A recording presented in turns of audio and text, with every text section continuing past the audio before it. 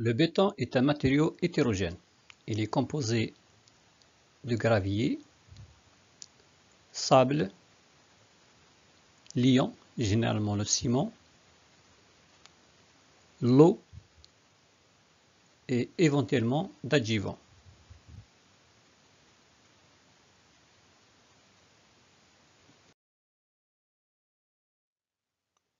Il présente des caractéristiques à l'état fluide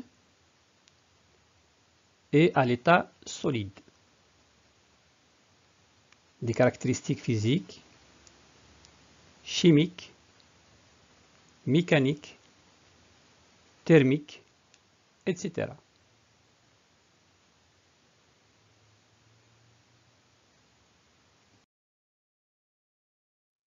Sur le plan mécanique, il présente trois caractéristiques principales. Une caractéristique positive, à savoir une bonne résistance à la compression, et deux caractéristiques négatives. Une mauvaise résistance à la traction et un comportement fragile.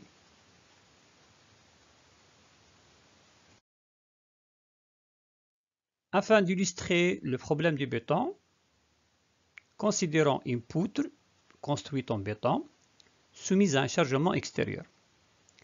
Sous l'influence du chargement, on va voir des contraintes de traction dans la partie inférieure et des contraintes de compression dans la partie supérieure.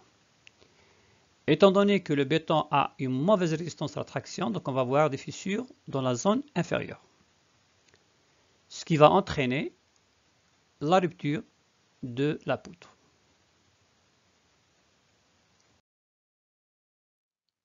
Le diagramme suivant illustre en fonction du temps la résistance du béton à la compression en bleu et la résistance du béton à la traction. On constate que la résistance à la traction est très faible par rapport à la résistance à la compression.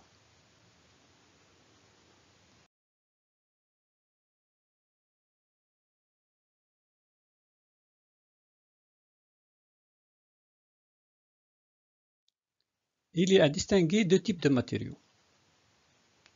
Matériaux fragiles et matériaux ductiles. Un matériau fragile est un matériau qui a une faible déformation à la rupture. Par contre, un matériau ductile est un matériau qui présente une grande déformation à la rupture.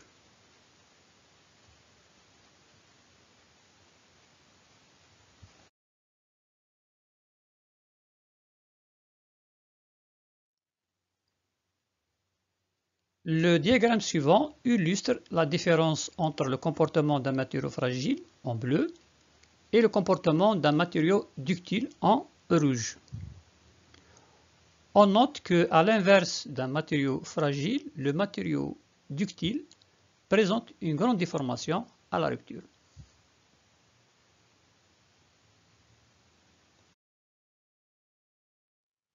Essai pratique qui illustre le comportement d'une éprouvette en béton soumise à la flexion.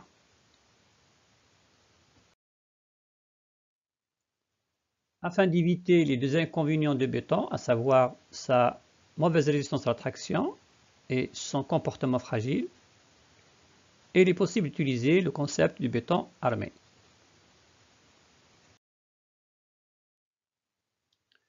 Le principe du béton armé consiste à introduire une quantité minimale d'acier. Comme matière, l'acier présente les qualités suivantes.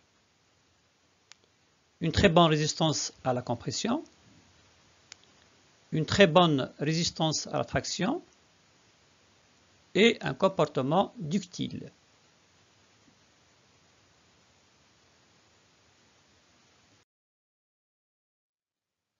Le principe de fonctionnement du béton armé peut être résumé de la façon suivante.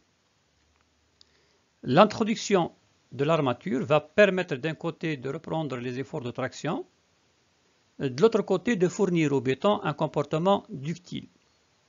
De ce fait, on a éliminé le problème de la traction faible et le problème du comportement fragile.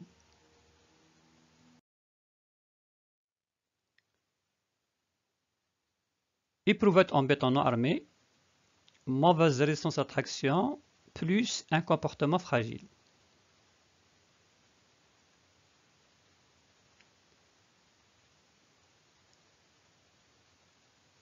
Si on ajoute de l'acier,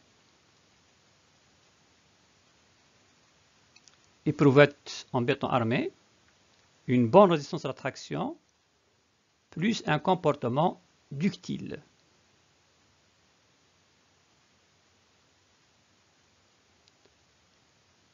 Comparaison entre éprouvette en béton et éprouvette en béton armé.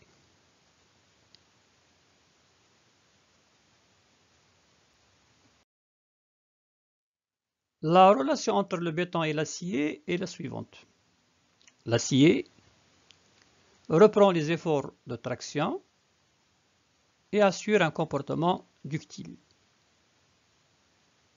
De l'autre côté, le béton protège l'acier de la corrosion.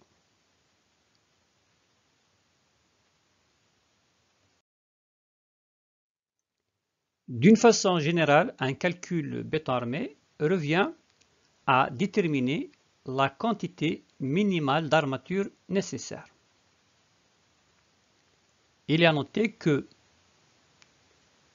si la quantité d'armature choisie est inférieure à la quantité minimale exigée, on aura un problème de sécurité.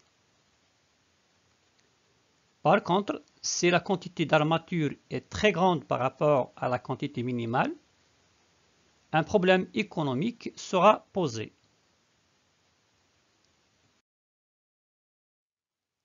Les règles techniques qui gouvernent la conception et le calcul des ouvrages en béton armé sont le BOL, béton armé aux états limites, le CBA, réglementation algérienne, et l'Eurocode numéro 2.